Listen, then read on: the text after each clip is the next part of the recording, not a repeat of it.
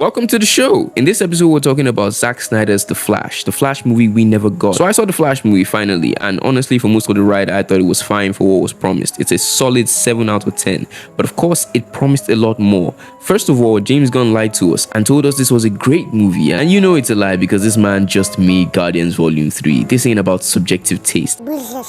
Now, this movie has problems: CGI, shoehorned in characters, and an actor with issues. Lots of issues. But apparently, it wasn't always supposed to be like this. Zack Snyder had a different plan for The Flash, not just as a movie, but as a character in the DCU. In fact, apparently, he was going to be the Snyderverse main character. Keep watching to find out more. Hierarchy of power in the DC universe is about to change. First, let's talk about the initial concept and the initial director. The first thing is that the Flash movie was meant to be multiple movies. This whole skip to Flashpoint thing that we did, that was a last minute decision because the DCU needed a reboot. The original idea for Zack Snyder's universe was that the main character of the DCU wouldn't even be Superman or Batman, but the Flash, and DC's Thanos would essentially be the Reverse Flash, which would explain why a lot of weird things were happening in the background of the universe, because essentially Thorn had come back from the future to fuck with Barry. The idea that the Snyderverse wouldn't end in just another large-scale war and would return to being centered around a central character and their main antagonist is fantastic, and it almost restores my faith in Zack Snyder. Why did you say that name? Oh, and because I'm giving Snyder way too many flowers, and really these weren't all his ideas, much like Steve Jobs at Apple, he just created the atmosphere for greatness. The mastermind behind this and the original director was actually Rick Famuyiwa, one of my favorite Hollywood Nigerians right now. Wakanda forever, bro. If that name sounds familiar to you, you are a real one, because you also pay attention to my other favorite IP, Star Wars, and he's the producer and also director on The Mandalorian. So he knows his stuff. So what was essentially going to happen with the first Flash movie is that it was going to be a lot smaller scale and focus on setting up Barry along with a villain that hits closer to home like Captain Cold, with maybe a brief hint at the Reverse Flash doings. Think Spider-Man Homecoming. And then in the course of a trilogy, let's say over 10 years, if the Warner Brothers shareholders can hold themselves, along with a slew of other movies, including one with an inevitable fight against Darkseid, a Flash trilogy would be produced. And then at the end of this trilogy, the Reverse Flash, who would have shown himself briefly in both the Flash movies and other movies, would be unveiled as the final big bad in a movie that essentially takes on the Flashpoint storyline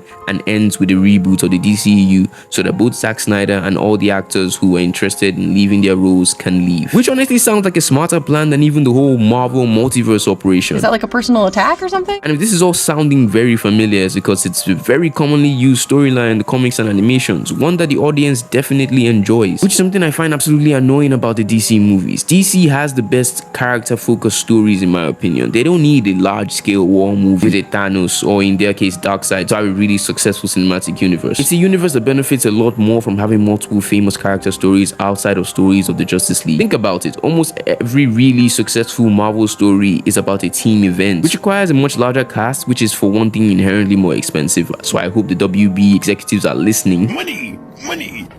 Not to talk about the fact that they now have more characters whose stories need to be paid attention to properly. It's just harder. Meanwhile, the main DC stories and events are very character focused. Think about Flashpoint, All-Star Superman, and The Dark Knight Returns. What I found looking around online was that just 2 out of the top 10 most successful Marvel stories are focused on a single character, versus DC, who have 5 out of such stories in the top 10. My references are in the description, so argue with them or argue with your keyboard. My point stands. That's why having a good storyline shouldn't be so hard for DC, and why they don't really need all these grand event movies, which I hope James Gunn has seriously thought about and is implementing in this new DC universe. And he really needs to stop lying to us. It's clearly not helping the box office. Also, Ezra Miller still getting to play the Flash is insane. I was looking at the allegations against this man, and jeez, how is he still walking free? Oh, and there's video footage? What? Do we live in the Soviet Union? They had Johnny Depp's ass out of a job faster than you can say Jack Sparrow over a couple of photos. And if Ezra's still playing the Flash in the DCU, I don't care how pretty his face is, he deserves to fail. Get his zesty running ass out of here. And that's the story of the Flash movie we didn't get, but we could still get. Fingers crossed. Let's see what happens. Anyway, if you got what you came for and you would like to support the channel so I can keep making insightful videos on movies and creators, donate to our Buy Me a Coffee account and check out this video on why Tom Cruise